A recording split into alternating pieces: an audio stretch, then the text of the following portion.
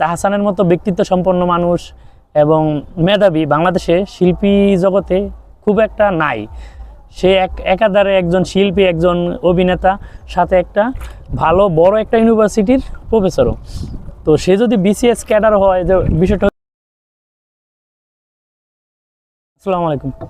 আমাদের আবেদ চাচা লাস্ট আরেকটা সংযোজন করছে, জানি 2 দিন আগেরই ঘটনা, যে ওই আবেদ কাকা নাকি আমাদের বাংলাদেশের জনপ্রিয় একজন শিল্পী তাহসানের, আমরা যখন পিএসসির চেয়ারম্যান ছিল সেই সময় তাহসানের মার ড্রাইভার ছিল।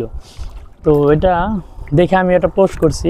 কিন্তু একটা বিষয় কি, এখন ওইটা কোনো ড্রাইভার ছিল, ওটা কোনো বড় ঘটনা না। সবচেয়ে ঘটনা বেশি যেটা রিউমার ছড়াইছে সেটা হয়েছে যে তাহসান নাকি 24তম বিসিএসে প্রথম হয়েছিল এবং ভাইকবাতে যায় নাকি ফেল মারছে, এরকম বিষয়। তো এখন আমরা মোটামুটি তাহসানরে যারা চিনি, যে বাংলাদেশের যতজন গুণী শিল্পী আছে বা তারকা আছে, তাদের মধ্যে যদি 5 জন মেধাবী কাউকে বের করেন, তার ভিতরে আমি 100% 1 বা 2 এর ভিতরে তাহসান থাকবে। মানে তাহসানের মতো ব্যক্তিত্ব সম্পন্ন মানুষ এবং মেধাবী বাংলাদেশে শিল্পী জগতে খুব একটা নাই। সে একাধারে একজন শিল্পী, একজন অভিনেতা, সাথে একটা ভালো বড় একটা ইউনিভার্সিটির প্রফেসরও।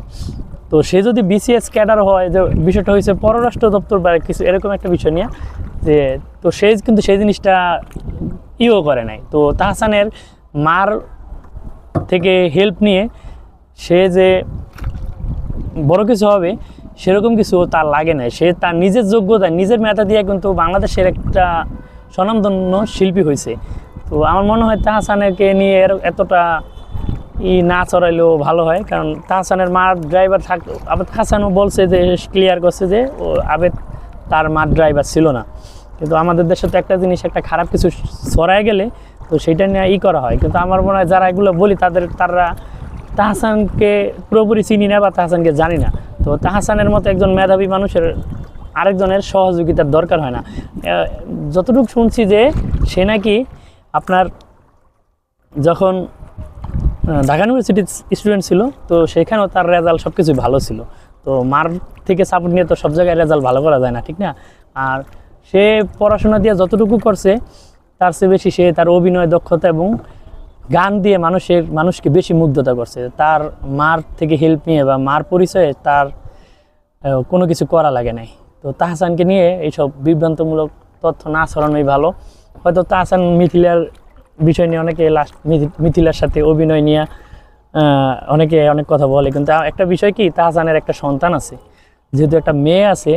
তো তাহসানের মতো, আমি আগেই বলছি, আমার ভিডিওর আগেতেই বলছি যে তাহসানের মতো ব্যক্তিত্ব সম্পন্ন মানুষ বাংলাদেশে খুব কমই আছে।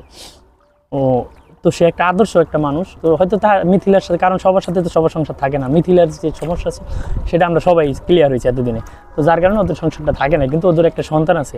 তো তাহসান সবসময় এটা চাইবে, আমিও যদি চাই আমার স্ত্রীর সাথে কোনো সময় কখনোই, তো আমি আমার সন্তানের স্বার্থর আগে দেখবো। আমার সন্তান যেভাবে ভালো থাকে, একটা ভালো মেসেজ পায় বাবা মা থেকে, যে আমার বাবা মা আলাদা থাকলেও তারা কখনো, ওই যে আমাদের দেশে একটা ট্রেডিশন চলে যে যদি কেউ কারোর সাথে সংসার না করে তার নামে বদনাম করে, তাকে গালাগালি করে, নানান ধরনের একটা বদনাম কুৎসার ওটা দ্বারাই, কিন্তু তাহসানের এটার ব্যতিক্রম, তার সাথে এখনো স্বাভাবিক আছে। আমার মনে হয় এটা তাহসান তার মেয়ের জন্য এটা করে। তো এই কারণে তাহসানকে কেউ, আমার মনে হয় না গালি দেওয়া বা তাহসানকে ব্যক্তিত্ব সম্পন্নহীন বা অর্থলোভী বলা উচিত না। আমার এটার সবচেয়ে বড় কারণ তাহসান তার মেয়ের জন্য, যে হয়তো মেয়ের জন্য তারা দুজন এক থাকে বা কথাবার্তা বলে বা বন্ধুত্ব সম্পর্ক রাখতেছে, কারণ এটাই যে তার মেয়ের জন্য একটা ভালো মেসেজ পায় যে আমার বাবা মা আলাদা থাকলেও তাদের মধ্যে সম্পর্কটা এখনও ভালো আছে।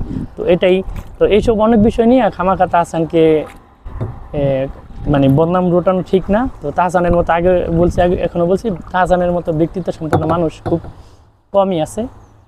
তো তাকে নিয়ে উল্টাপাল্টা নিউজ না ছড়াই। তো সবাই ভালো থাকবেন, ধন্যবাদ।